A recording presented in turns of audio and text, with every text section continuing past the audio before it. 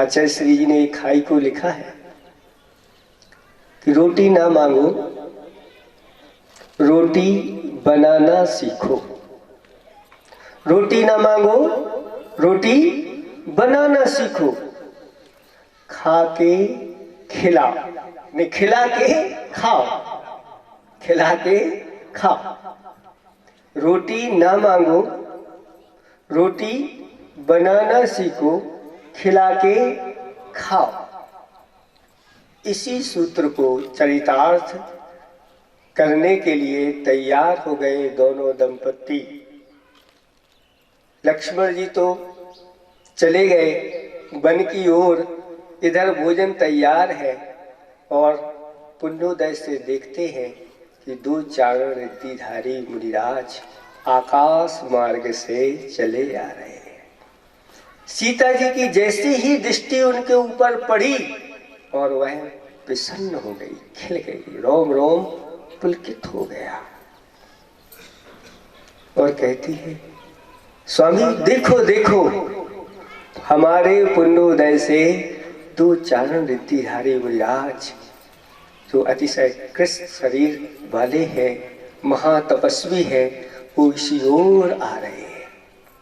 और दोनों ने देखा और दोनों प्रसन्नता के साथ हाथ जोड़ करके और नवदा भक्ति के साथ खड़े हो गए और दोनों चारण रिद्धिधारी मुनिराज आकर के खड़े हो गए, पड़गाहन किया,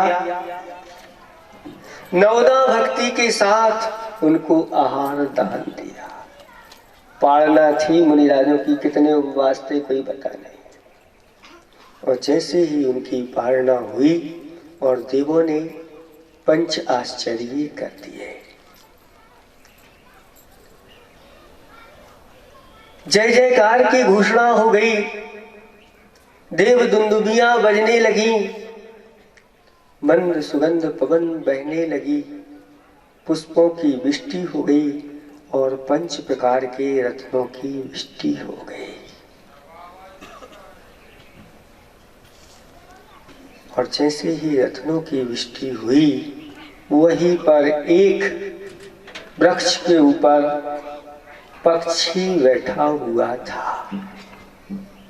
पक्षियों में भी वह सामान्य नहीं, जो अतिशय निंद पक्षी होता है, वो बैठा हुआ था। गिद्ध पक्षी था। और इस दृश्य को देख करके, उन दोनों मुनिराजों को देख करके, और जैसे ही उसने देखा और उनके प्रताप से उसको जाति स्मरण हो गया। और जाति स्मरण होते ही वह अपने पूर्व भावों को स्पष्ट देखने लग गया बुद्धि के द्वारा। मैं क्या था और मैं क्या हो गया। मुझे ऐसी मानव पर्याय मिली थी, उस मानव पर्याय का मैंने दुरुपयोग कर लिया, दुरुपयोग हो गया और अपनी निंदा करने लग गया। और निंदा करते करते वह कहता है कि अब तो मेरा जो कल्याण होगा इन मुनिराजों के माध्यम से ही होगा। और जहां मुनिराज ने पैर धोए थे, मुनिराज का जो गंधोदक चरणोदक पड़ा हुआ था, और जाकर के उस गंधोदक में उसने लोट लगा दिया, उसको चोट से पी लिया और पूरा उसी में ही वह लोटपोट हो गया। और ऐसी भक्ति के साथ लोटपोट हुआ, उसका पूरा का पूरा शरीर रत्नमयी और स्वर्णमयी हो गया। गुरुओं के चरणों का ऐसा ही प्रताप होता है, क्योंकि ये चरण विशेष आचरण से युक्त हुआ करते हैं और इनकी चरण रज जो अपने सिर पर लगा लेता है, वह अनेक प्रकार के जो पूर्व में संचित किए हुए पाप है उनको धोने में समर्थ हो जाता है।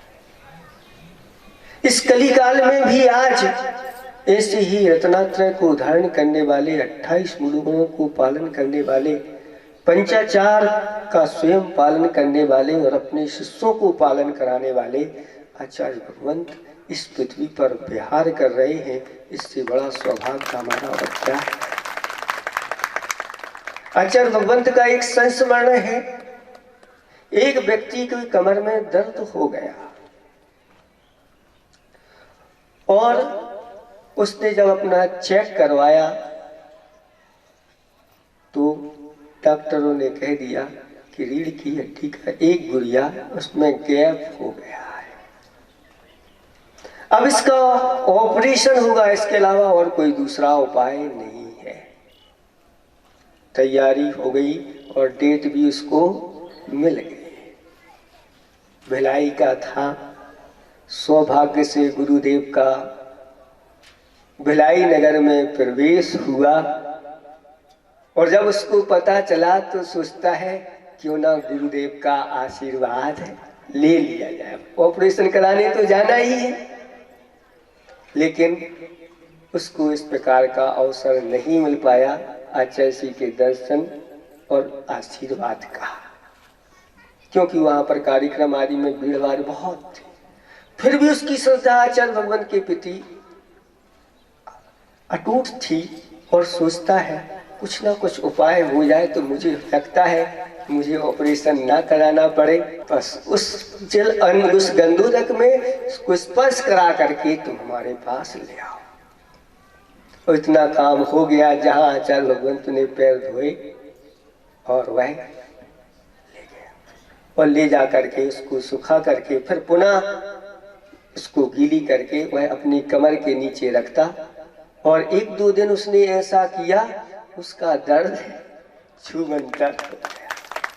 धीरे धीरे और थोड़ा था बचा हुआ था वो भी चला गया और 2-3 दिन में वह सोचता है कुछ है ही नहीं और पुनः चेक कराने के लिए ऑपरेशन के लिए जा रहा है। लेकिन डॉक्टर के पास गया तो कहा एक बार चेक कर लो, और जैसे ही चेक किया तो वह बराबर गैप पूरा हो गया था, वहां किसी प्रकार का कोई।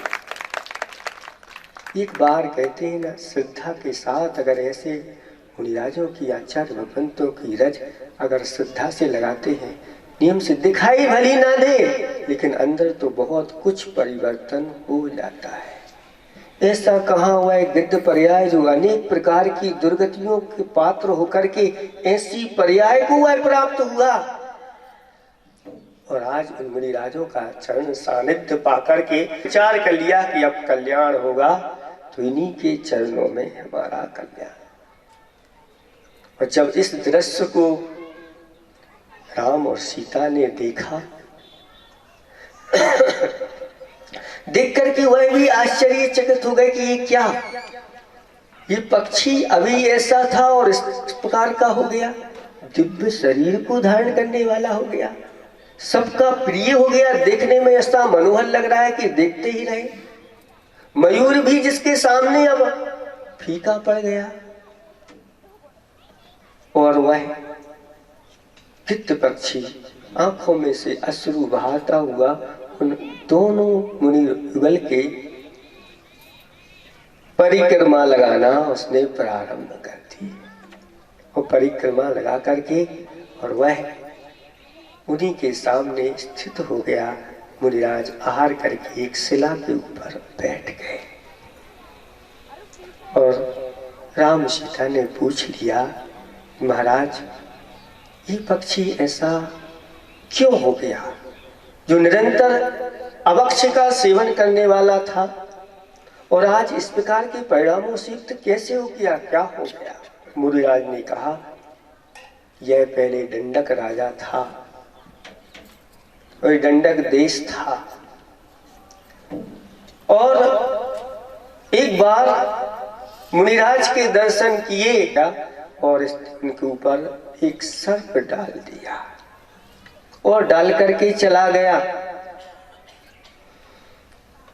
एक बहुत दिन ऐसे ही निकल गए, फिर पुनः राजा उसी मार्ग से निकला तो देखा कि मुनिराज के ऊपर जैसे सर्प डाल करके गए थे वैसे ही मुनिराज अभी तक उसी स्थिति में है। मुनिराज ने जैसे ही सर्प डाला और संकल्प कर लिया कि जब तक यह उपसर्ग दूर नहीं होता तब तक मेरा सब कुछ का त्याग हो गया, मैं इस स्थान को नहीं छोड़ूंगा। और जैसे ही राजा आया और देखा इस दृश्य को, और एक व्यक्ति इतने में वहां से आया और मुनिराज के ऊपर ये सर्प को पड़ा हुआ देख करके वह गया और सर्प को अलग कर दिया। उस राजा ने उस व्यक्ति से पूछा कि ये क्या कर रहे हो? वह व्यक्ति कहता है, किसी व्यक्ति ने नरकों में जाने वाले पाप का बंद कर लिए, ऐसे महामुनिराज के ऊपर यह सर्प डाल करके चला गया। तब उस राजा ने जब इस प्रकार की सुना तो अपनी निंदा गढ़ा करता हुआ महाराज को प्रणाम करके और वह चला गया। तब से उसकी मुनिराजों के ऊपर गाढ़ श्रद्धा हो गई और मुनिराजों के पास आना जाना कर लिया। लेकिन देश बसात किसी ने मुनिराज के ऊपर इस प्रकार से कुछ लांछन लगा करके उस राजा को भड़का दिया और राजा ऐसा भड़का कि उसने मुनिराजों को खानी में पेल दिया। एक मुनिराज रह गए थे, जंगल से आ रहे थे, उसी नगर की ओर आ रहे थे, किसी ने कह दिया उस तरफ मत जाओ। वह राजा अनेक मुनिराजों को उसने घानी में पेल दिया है। तब उन मुनिराज के मुख से ऐसा शब्द निकला, हा। हा कहते ही उनके मुख से ऐसा धूम निकला, वह धूम अग्नि में परिवर्तित हो गया और पूरे के पूरे दंडक राज्य को जला करके और खाक कर दिया। वह दंडक राजा मर करके अनेक कुओनियों में भटकता हुआ यह गिद्ध पक्षी हुआ है। अब इसको जाति स्मरण हो गया है और अब इसका कल्याण होने वाला है। अब यह इसके परिणाम निर्मल हो गए हैं और वह बैठ करके अच्छी तरह से मुनिराज के उन वचनों को सुन रहा है और मुनिराज ने धर्म का उपदेश दिया। उस गिद्ध पक्षी ने उस उपदेश को अच्छी श्रद्धा के साथ धारण किया, सम्यक दर्शन को प्राप्त कर लिया, सच्चे देव शास्त्र गुरु का स्वरूप बता करके और उन देव शास्त्र गुरु के ऊपर ऐसी श्रद्धा प्रकट हो गई, वह सम्यक को प्राप्त हो गया। मुनिराज ने कहा, हे पापात्मन, अब तुम्हें अपना कल्याण करना है, 5 पापों का त्याग करो। हिंसा, झूठ, चोरी, कुशील और परिग्रह, इनको अच्छी तरह से अणुव्रतों को धारण करो। जीवन पर्यंत के लिए ब्रह्मचर्य व्रत धारण करो। रात्रि भोजन का त्याग करो, मद्य मांस मधु इन सब का त्याग करो। ऐसा कहते ही उसने मुनिराज की सारी बातों को अच्छी तरह से आत्मसात करता हुआ वह श्रावक बन गया। कौन था? गिद्ध पक्षी होकर के वह श्रावक बन गया। आप सब तो उच्च कुल में जन्म लिया है, देव शास्त्र गुरु की सन्निधि आप लोगों को मिली है। इस कलिकाल में भी ऐसे अच्छे अच्छे विधान करने का आप लोगों को सौभाग्य एक बार नहीं कई बार मिला है और आगे भी कई बार मिलने वाला है। आचार्य गोविंद कहते हैं, इसका सही सही मनुष्य जीवन का आप सदुपयोग कर लो और अपने जीवन में इन महाव्रतों को धारण करो। अगर महाव्रत धारण नहीं करते तो अणुव्रतों को धारण करो। जब एक गिद्ध पक्षी होकर के अणुव्रतों को धारण कर रहा है, एक चांडाल होकर के अणुव्रतों को धारण कर रहा है, फिर आप लोगों को इस प्रकार से क्या हो गया जो आप इन चीजों को नहीं धारण कर पाते? नहीं, आप अच्छी तरह से धारणा बना लो। अभी अभी सुबह सुबह एक दंपति हमारे पास आए, महाराज मुझे पहली प्रतिमा का स्वरूप बताओ, मुझे उसको धारण करने के भाव हो रहे हैं। तो हमने कहा पहली प्रतिमा में ज्यादा कुछ नहीं होता, इतना है दर्शन प्रतिमा है, अपने सम्यक दर्शन को अच्छा निर्दोष बना लो। जो सच्चे देव शास्त्र गुरु हैं इनकी परमार्थ भूत ये कहलाते हैं। इन पर श्रद्धा धारण करो। 25 जो दोष होते हैं, 8 मठ, 8 संकादि दोष, 6 अनायतन, 3 मूर्ताएं, इनका त्याग करके 8 अंगों को अच्छी तरह से धारण करो। सप्त विषण का त्याग करो और अवक्ष का त्याग करो।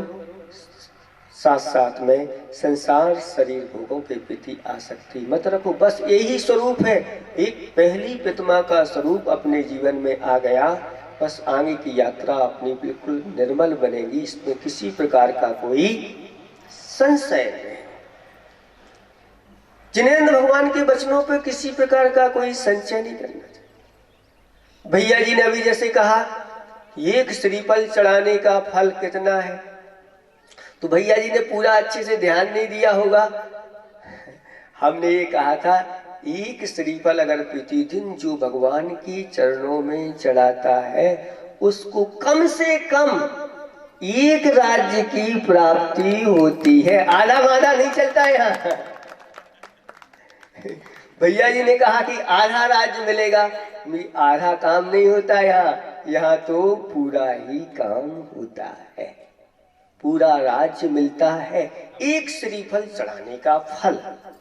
तो फिर जो प्रतिदिन इस प्रकार से संकल्पित हो जाता है कि मैं जिनेंद्र देव के चरणों में प्रतिदिन एक श्रीफल के साथ दर्शन करूंगा। पहले घरों में रत्न भरे रहते थे, मोती भरे रहते थे। क्यों? क्योंकि उनके अंदर के भाव भी वैसे ही चढ़ाने के होते थे। जो जिनेंद्र भगवान देवसात गुरु के प्रति जो उत्कृष्ट चीज आप समर्पित करोगे, वैसे ही आपके जीवन में घटित होगा। पहले के लोग स्वर्ण की झाड़ी के माध्यम से, रत्नों से युक्त झाड़ियों के माध्यम से अभिषेक, पूजा, शांति धारा आदि आदि बर्तनों से करते थे। तो उनके घर में भी खाने पीने के बड़े बड़े जो गुंड होती हैं, बड़ी बड़ी जो संदूकें होती हैं, वो सब चांदी सोने की रहती थी, सोने की। क्यों? क्योंकि वह देवसात गुरु के प्रति वैसा, कहते हैं जैसा व्यवहार लिखाओ वैसे ही उसका लौट के आता है। होता है कि नहीं होता है? व्यवहार में जब ऐसा होता है तो परमार्थ की बात फिर कैसी होती होगी। और फिर धीरे धीरे ये कलिकाल का प्रभाव है कि धीरे धीरे आपके भाव घटते गए। सोने से चांदी पर आए, चांदी से फिर तांबे पर आए, तांबे से कांसे पर आए, कांसे से फिर पीतल पर आए, और फिर धीरे धीरे करते करते आप लोग स्टील पर आ गए। और स्टील के आने के बाद धीरे धीरे आप लोगों की इस प्रकार की स्थिति बनती जा रही है कि डिस्पोजल पर आने वाले हैं। यूज एंड थ्रो, बस यूज करो और पूजा करो और इसको अलग करो। जब इस प्रकार की स्थिति जब मुनि राजों ने देखी, तब उन्होंने बोलना प्रारंभ किया और आप लोगों के दिमाग में भी वह बात बैठी और धीरे धीरे आपने परिवर्तन किया।